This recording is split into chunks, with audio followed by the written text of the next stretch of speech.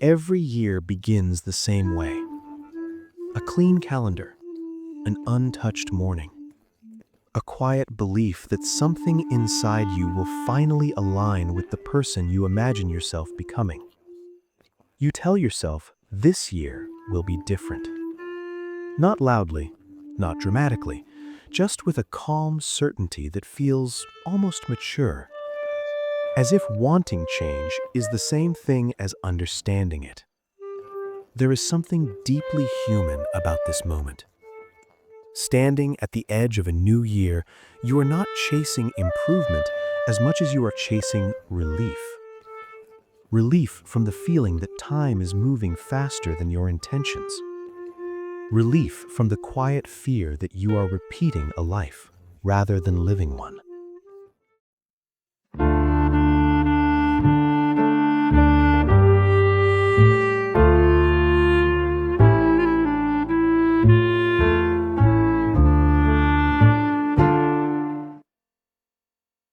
Psychologists have noticed something curious about New Year's resolutions. Most of them don't fail in the way people think. They don't collapse because you were lazy or weak or undisciplined. They dissolve more quietly than that. They fade the way fog does when the sun rises, without drama, without resistance, without anyone really noticing the exact moment it disappears. When was the last time you truly remembered the feeling you had when you made a resolution? Not the words you used, but the emotional state behind them. That subtle mix of hope and dissatisfaction, the sense that you were falling slightly behind your own expectations. Resolutions are rarely born from joy. They come from discomfort, from comparison, from a moment where you look at your life and feel it should be more orderly, more impressive, more controlled than it is. And the mind listens carefully to moments like these. The problem is not that the brain resists change, it's that it misunderstands it. The human mind evolved to protect continuity, not reinvention. Psychologists have found that the brain treats identity as something fragile. When you suddenly decide to become someone else overnight, the mind does not hear ambition. It hears threat. You tell yourself, I will be a new person now. Your brain quietly asks, and what happens to the person who kept you safe until now? This is why resolutions often feel exhilarating at first. Novelty releases energy. Hope creates momentum. The idea of a future self feels light because it hasn't encountered reality yet. But then life resumes. Mornings become rushed again. Familiar environments reassert themselves. Familiar stress returns. And slowly, almost invisibly, the mind begins pulling you back toward what feels known. Not because it is better, but because it is familiar. Think about how often resolutions are framed as battles, against habits, against impulses, against versions of yourself you no longer respect. But the brain does not experience this as self-improvement. It experiences it as internal conflict, and conflict is exhausting. The mind conserves energy by choosing paths it has already walked, even when those paths lead somewhere you don't want to be. There is also something else happening beneath the surface, something quieter. Many resolutions fail because they are made by the thinking mind, not the lived one. The part of you that sets goals often operates in abstraction. It imagines ideal mornings, disciplined evenings, uninterrupted motivation. But the part of you that must carry these resolutions through the year lives in traffic, fatigue, loneliness, distraction, and emotional residue from days that didn't go as planned.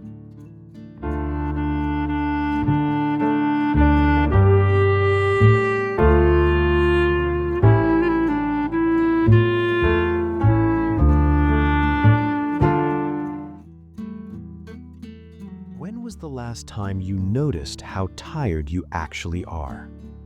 Psychologists sometimes talk about ego depletion, the idea that self-control draws from a limited pool of mental energy. While the concept itself is debated, The experience is universal. By the time January turns into February, the excitement that fueled change is replaced by the weight of ordinary days. Resolutions ask for consistency in a world that rarely offers stability. And so the mind begins negotiating. Just today, you tell yourself, just this once. And the strange thing is, the brain doesn't register this as failure. It registers it as relief, a return to equilibrium, a restoration of psychological balance. There is also the quiet pressure of symbolism. New Year's resolutions are not just personal promises, they are cultural rituals, shared expectations, silent comparisons. Everyone seems to be improving at the same time. Everyone appears to be moving forward. And when your own change falters, it doesn't feel like a neutral event. It feels like falling behind. This is where shame quietly enters the room. Not loud shame, not the kind that announces itself, but a soft, private disappointment. The kind that makes you stop tracking progress altogether. The kind that convinces you that abandoning the resolution entirely will hurt less than watching yourself break it again. Psychologists have long observed that shame does not motivate growth. It narrows attention. It shortens time horizons. It makes the present moment feel heavy and the future feel distant. And once shame attaches itself to a resolution, the mind begins to avoid the subject entirely. Not because it doesn't care, but because caring has become uncomfortable. There is also the illusion of clean beginnings.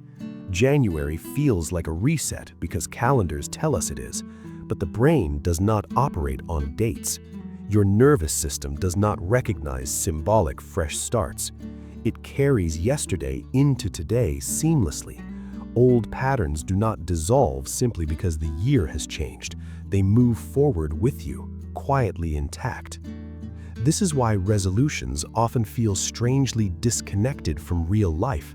They are born in reflection, but tested in chaos. And chaos has a way of revealing what reflection overlooks. Have you noticed how rarely resolutions account for emotion? Not motivation, emotion, stress, loneliness, boredom, celebration, fatigue. The mind does not abandon resolutions in moments of weakness.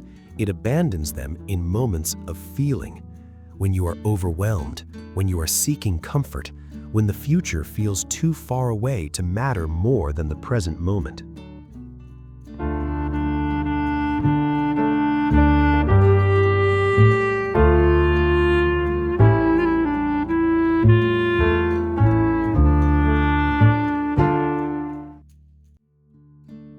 The brain's primary job is not to make you better. It is to make you feel safe.